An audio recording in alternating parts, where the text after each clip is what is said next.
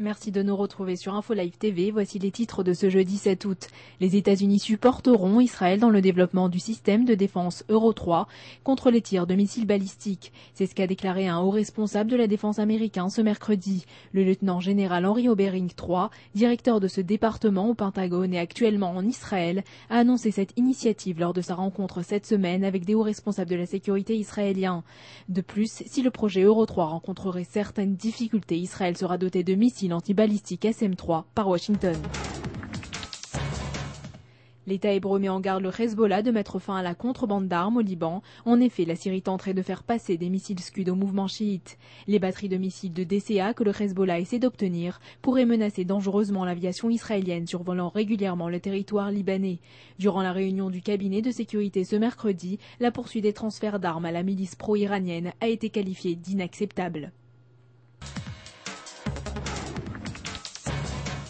La trêve est une fois de plus fragilisée. Une roquette Qassam a été tirée dans la nuit de mercredi depuis la bande de Gaza contre le territoire israélien.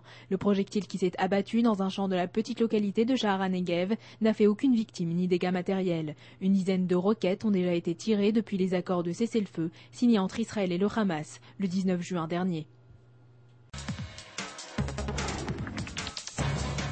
Noam Shalit réagit à la libération du représentant du Hamas qui a été faite ce mercredi par Israël. Dans un article publié dans le journal Al-Quds, basé à Jérusalem-Est, il déclare que son fils détenu en captivité par le Hamas retient en otage toute la bande de Gaza ainsi que les prisonniers palestiniens en Israël et non l'inverse. Il a également ajouté que la captivité de Gilad causait le siège du territoire palestinien et la souffrance de la population.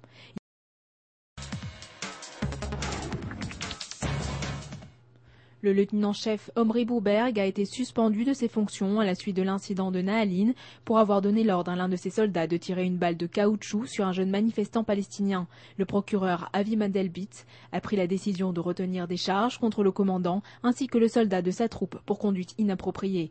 Par ailleurs, les organisations pour les droits de l'homme ont protesté contre la décision de Tsahal qui ne fera que suspendre l'officier de ses fonctions pour une faute aussi grave. 5 mois après le terrible attentat survenu dans le centre talmudique de Merkaz Harav, lors duquel 8 jeunes étudiants ont été assassinés, le ministre de la Défense, Ehud Barak, vient de signer l'ordre de destruction de la maison du terroriste dans le village de Jabal Mouhaber, à l'est de Jérusalem. Cette décision a été prise lors d'une réunion incluant le Shin Bet, la police et les forces armées israéliennes. La famille du terroriste dispose désormais d'une semaine durant laquelle elle pourra faire appel à cette décision devant les tribunaux israéliens. C'est la fin de ce journal, merci de l'avoir suivi sur InfoLive TV, la première télévision israélienne sur Internet qui émet en 4 langues depuis Jérusalem.